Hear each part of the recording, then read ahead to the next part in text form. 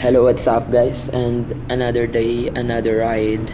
Pupunta tayo ngayon ng San Jose del Monte, Bulacan at nandito na kami sa Novaliches Bayan.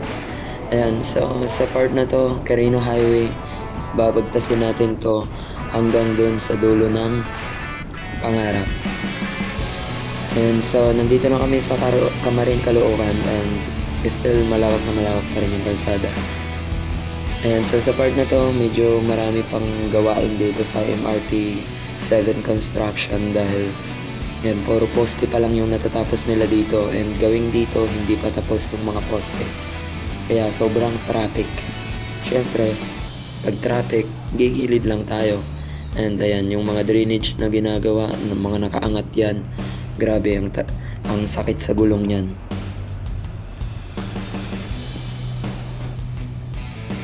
So grabe yung traffic sa lugar na to. Kaya siguro ang daming naiinip dito, lalong lalo na yung mga jeepney.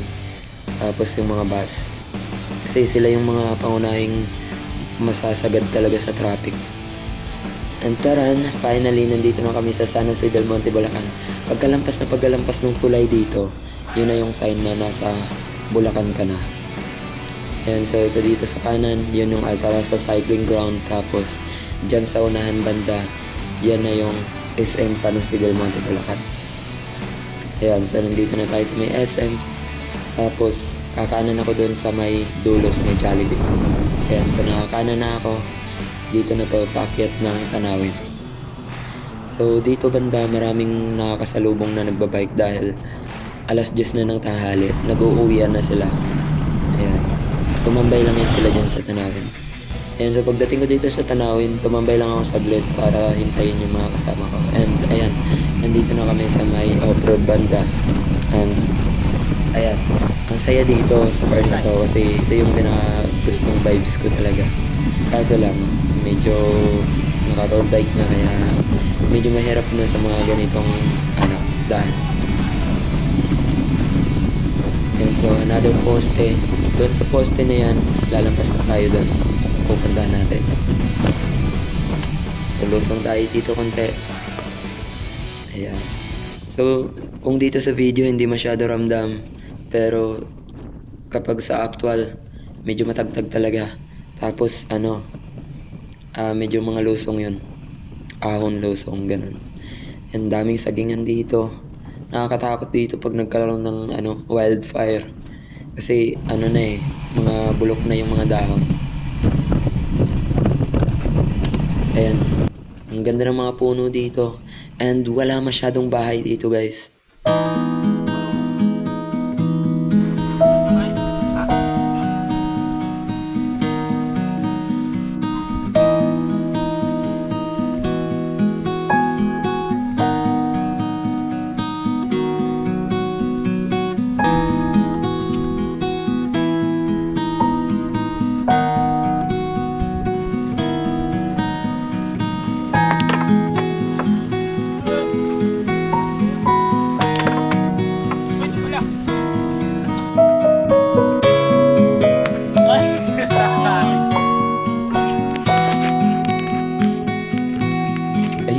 Grabe yung highlights nun.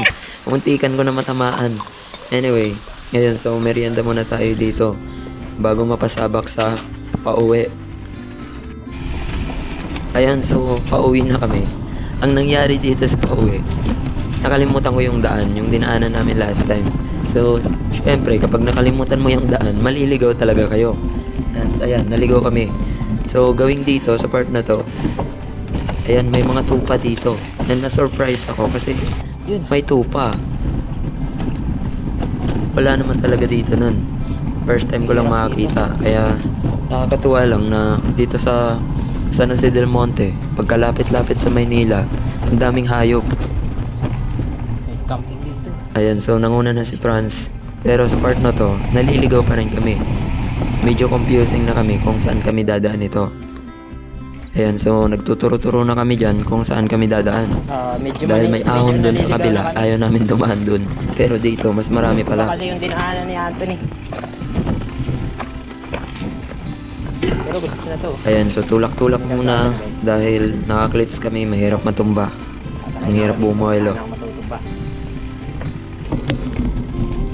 Lalim. Ayun, so susubukan natin i-trail yung road bike. And then sa part na to, medyo mabato dyan, ilulusong natin yung road bike.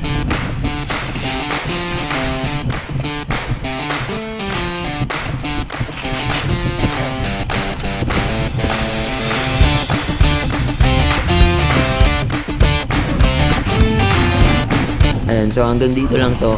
Hindi na ako makakaahon dyan dahil mabato, madulas. Mahirap na.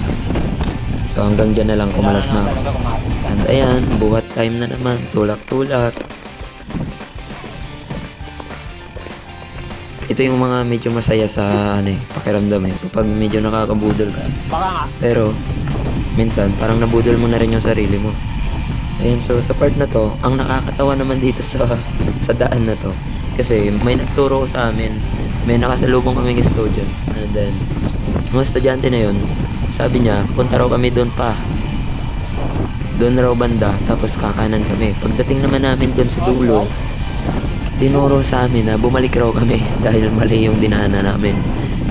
So pagdating namin doon sa dulo, ayan, pagkaahon-ahon ko pa dyan, ang hirap-hirap umahon. Tapos pagdating namin doon sa dulo, papabalikin lang kami.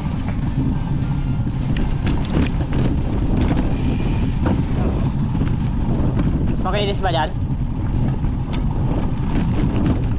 Ayun, nagtanong na kami dahil hindi na namin talaga alam yung daan dito. Ayan, Eto, so tapos sabi dito sa napagtanungan namin, yung gawing doon sa may kanan, papuntang Bricks. Tapos dito naman sa kabila, papuntang Araneta. Sabi nila, dito kami dumaan. Pinabalik kami doon. Tapos doon sa dulo. Ayan, so sa part na to, medyo doubt pa rin kami sa dadaanan namin, pero dito kami kakanan. And ayun, naalala ko lang, may load pa pala ako. So research muna natin kung saan na yung tanawin. Yung tanawin kasi yung pinaka parang namin, viewpoint para malaman yung pauwi. Ayan, so medyo alam ko na to. Kakanan na kami dito. Parang ito na. Pero sulit yung pagkakaligaw namin na to.